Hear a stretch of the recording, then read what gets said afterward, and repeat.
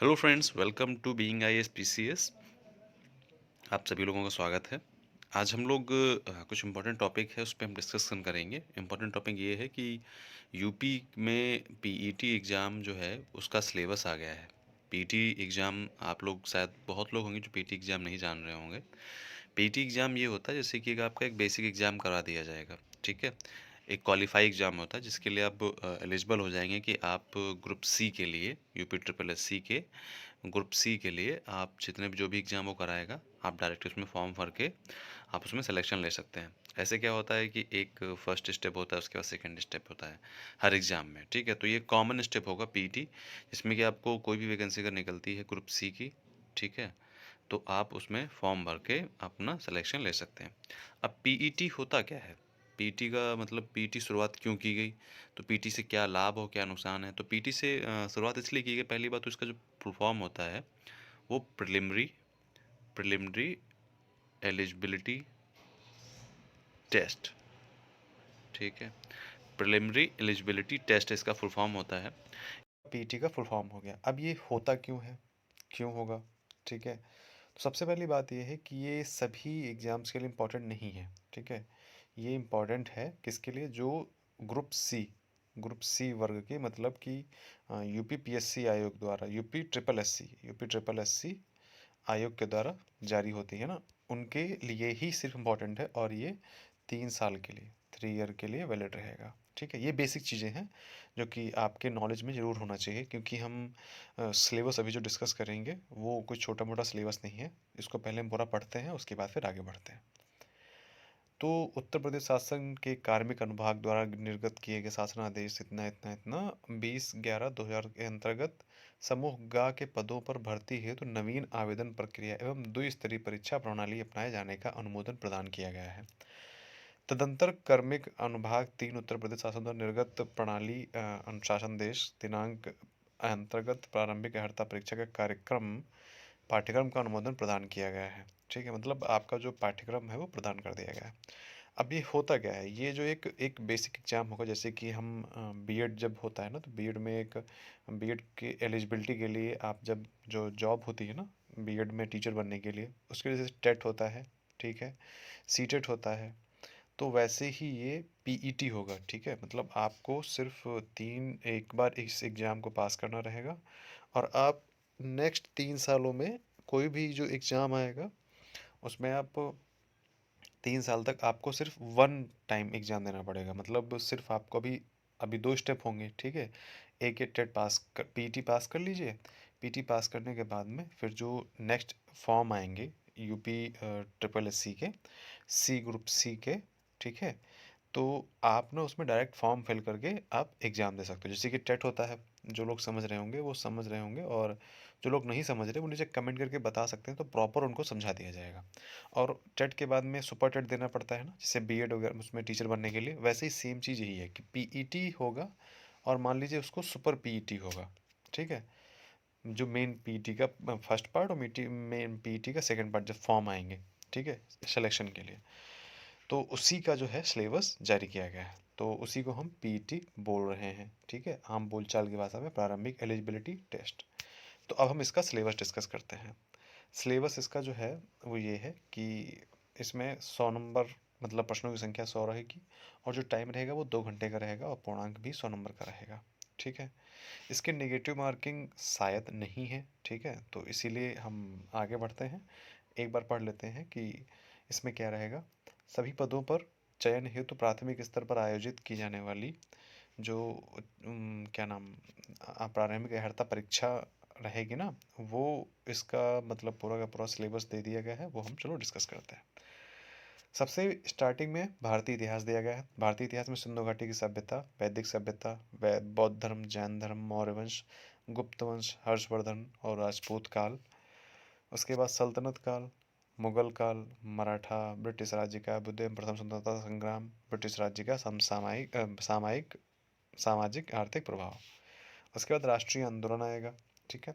इसमें स्वतंत्रता आंदोलन के प्रारंभिक वर्ष, स्वदेशी एवं सविनय अवज्ञा आंदोलन, क्रांतिकारी आंदोलन तथा उग्र राष्ट्रवाद का उदय, विधायी आंदोलन एवं ब्रिटिश इंडिया एक्ट, भारत छोड़ो आंदोलन, आज़ाद हिंद फौज और नेताजी सुभाष चंद्र बोस। ये हो गया हमारा हिस्ट्री का, ठीक है। हिस्ट्री का हमारा ये सिलेबस हो गया। उसके बाद हम अब डिस्कस करेंगे ज्योग्राफी का। ज्योग्राफी में हमारी वही सेम चीज़ें, ज़्यादा नहीं है इसमें। भारत का विश्व भौतिक, मतलब इसमें सिर्फ भारत के परिप्रेक्ष्य में रहेगा, वैश्विक स्तर पे बहुत ही कम आएगा। इसमें दिया गया है हालांकि नदियाँ एवं नदियों की घाटी, भूजल संसाधन, पर्वत पहाड़ियाँ एवं हिमनद, मरुस्थल तथा शुष्क क्षेत्र, वन, वन मतलब वही वन जंगल वगैरह, खनिज संसाधन, ठीक। उसके बाद भारत एवं विश्व तथा राजनीतिक भूगोल, जलवायु तथा मौसम, टाइम जोन, जनसांख्यिकी, परिवर्तन एवं प्रवास। टाइम जोन का मतलब वही कि जैसे कि लंदन में इतना बजा है, मतलब तो भारत में एक टाइम कितना रहा होगा, इस टाइप से टाइम जोन को डिसाइड करते हैं। उसके बाद हम भारतीय अर्थव्यवस्था से संबंधित इंडियन इकोनॉमी, ठीक है, इंडियन इकोनॉमी से रिलेटेड जो चीज़ें रहेंगी वो हम डिस्कस करेंगे। इंडियन इकोनॉमी में सबसे पहले तो यहाँ से ली जाएंगी भारतीय अर्थव्यवस्था 1947 से 1991 तक, योजना आयोग, पंचवर्षीय योजना, मिश्रित अर्थव्यवस्था, हरित क्रांति, दुग्ध विकास एवं ऑपरेशन फ्लड, बैंकों का राष्ट्रीयकरण, 1991 में आर्थिक सुधार और उसके बाद की अर्थव्यवस्था, 2014 के पश्चात, मतलब 2014 जब मोदी सरकार बनी थी उसके पश्चात कृषि सुधार, ढांचागत सुधार और श्रम सुधार, ये चीज़ें रहेंगी। उसके बाद आर्थिक सुधार, जीएसटी, ठीक है, ये सारी चीज़ें आएंगी। उसके बाद हमारा जो नेक्स्ट है वो क्या है, पॉलिटी, मतलब राजनीति विज्ञान, भारतीय संविधान एवं लोक प्रशासन, ठीक है, इंडियन कॉन्स्टिट्यूशन एवं पब्लिक एडमिनिस्ट्रेशन। भारतीय संविधान में भारतीय संविधान की मुख्य विशेषताएं, डीपीएसपी मतलब राज्य के नीति निर्देशक तत्व, मौलिक अधिकार एवं कर्तव्य, संसदीय प्रणाली, संघीय प्रणाली, न्यायिक ढांचा, सर्वोच्च न्यायालय और उच्च न्यायालय, जिला प्रशासन, स्थानीय निकाय एवं पंचायती राज संस्थाएं। ये हमारा किसका सिलेबस था, पॉलिटी का, ठीक। उसके बाद हमारा जो नेक्स्ट है वो जनरल साइंस। जनरल साइंस में प्रारंभिक भौतिक विज्ञान, रसायन विज्ञान और जीव विज्ञान। प्रारंभिक जो रहेगा मतलब ज़रा डीप में नहीं जाएगा ये, ठीक है। 5 क्वेश्चंस इसके रहेंगे। प्रारंभिक जो अंकगणित है वो है पूर्ण संख्या, प्रतिशतता, साधारण अंकगणितीय, वर्गमूल, घनमूल, घातांक एवं घात और औसत, इतने ही टॉपिक रहेंगे, ठीक। फिर सामान्य हिंदी में हम क्या देखेंगे, संधि, विलोम शब्द, पर्यायवाची, वाक्यांशों के लिए एक शब्द, लिंग, समश्रुत भिन्नार्थक, मतलब समश्रुत भिन्नार्थक शब्द, मतलब उसी के इक्वल और उसके अर्थ में, मतलब जैसे कि मान लीजिए कि एंटोनिम सुनोनिम टाइप के, ठीक है। फिर मुहावरे, लोकोक्तियाँ, सामान्य शुद्धियाँ, लेखक और रचनाएं, ठीक है। तो सामान्य शुद्धियाँ, ऐसे कोई वाक्य गलत दिया होगा ना तो उसको सही करने के लिए बोला जाएगा। और लेखक और रचनाएं ये तो आएंगी ही आएंगी, क्योंकि ये हर हिंदी के टॉपिक में 1 से 2 से 4 क्वेश्चन पूछ ले जाते हैं, लेकिन इनमें से टोटल इसमें से 5 क्वेश्चन पूछे जाएंगे, तो थोड़ा सा तैयार रहिएगा। नॉलेज अच्छा होना चाहिए, क्योंकि अगर नॉलेज अच्छा नहीं होगा, हालांकि नेगेटिव मार्किंग नहीं है, तो पास होने के चांसेस सभी के अधिकतर रहेंगे, बट कोई नहीं, आप अगर मेहनत करते हैं तो डेफिनेटली पास जरूर हो जाएंगे, ठीक है। सामान्य अंग्रेजी, अंग्रेजी व्याकरण और अपठित गद्यांश पर, मतलब जो पढ़ा नहीं होगा, जो आपने कभी जाना नहीं होगा, पढ़ा नहीं होगा, सुना नहीं होगा, वो गद्यांश आएगा और उस पर डिपेंडेंट कुछ प्रश्न होंगे नीचे, वो आपको करने पड़ेंगे। इसके भी 5 क्वेश्चंस मिलेंगे।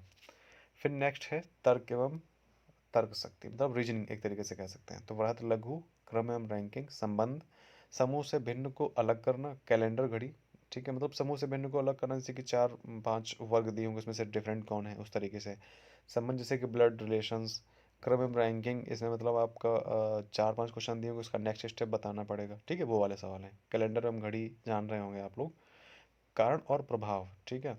कोडिंग और डिकोडिंग, निगमनात्मक तर्क एवं कथन विश्लेषण, मतलब 2 तर्क दिए होंगे, 2 कथन दिए होंगे, उसमें सही कौन सा गलत कौन सा, इस तरीके के क्वेश्चन आएंगे, ठीक। फिर नेक्स्ट जो रहेगा वो समसामयिक, ठीक है, करंट अफेयर्स जिसको हम बोलते हैं, ठीक। करंट अफेयर आपको इससे 10 नंबर क्वेश्चन, 10 क्वेश्चन मिलेंगे 10 नंबर के। फिर नेक्स्ट है जनरल अवेयरनेस। जनरल अवेयरनेस का मतलब यही कि भारत के पड़ोसी देश कौन है, देश, राजधानी और मुद्रा, जैसे कि कहीं जीए लिख के आता है ना, तो उसका फुल फॉर्म यही होता है, जनरल अवेयरनेस। भारत के राज्य एवं केंद्रशासित प्रदेश, भारतीय संसद, लोकसभा, राज्यसभा, विधानसभा, विधान परिषद, राष्ट्रीय अंतर्राष्ट्रीय दिवस, मुख्य संग्रहालय, मुख्यालय, भारतीय पर्यटन, कला संस्कृति, विश्व के खेल, भारतीय अनुसंधान दिवस, ठीक है, पूछे जाएंगे। उसके बाद में फिर पुस्तकें, विजेता, जलवायु परिवर्तन, पर्यावरण, ठीक है, एनवायरमेंट, इकोलॉजी से रिलेटेड जो रहेगा, और अपठित हिंदी का गद्यांश का विवेचन और विश्लेषण, इसमें से 10 क्वेश्चन मिलेंगे, ठीक है, 2 गद्यांश आएंगे और प्रत्येक पर 5 क्वेश्चन होंगे। तो ये जो रहा हमारा टॉपिक, और इसमें ये रहेगा ग्राफ की व्याख्या, ठीक है, ये 10 नंबर इस पे रहेंगे, ठीक है। उसके बाद तालिका में व्याख्या का विश्लेषण, इस पे 5 क्वेश्चन रहेंगे और 10 नंबर, ठीक है।